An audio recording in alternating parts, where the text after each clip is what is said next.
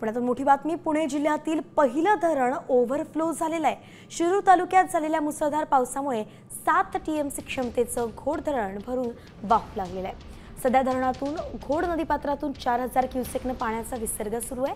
विशेष म्हणजे गेल्या अनेक दशकांनंतर पहिल्यांदाच जून महिन्यात धरण ओव्हरफ्लो झालाय आणि त्यामुळे पुणे, अहिल्यानगर, सोलापूर जिल्ह्यातील शेती आणि पिण्याच्या पाण्याचा प्रश्नही सुटणार आहे।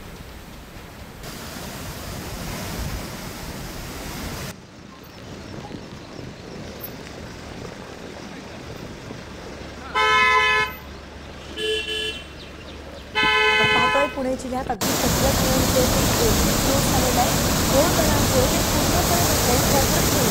आणि यामुळे आता पुणे जिल्ह्यातील, सोलापूर जिल्ह्यातील जे इतर प्रश्न आहेत, शेतीचे प्रश्न आहेत, पिण्याच्या पाण्याचे प्रश्न आहेत, ते सगळे आता मिटणार आहेत। त्यामुळे नागरिकांची चिंताही गेली।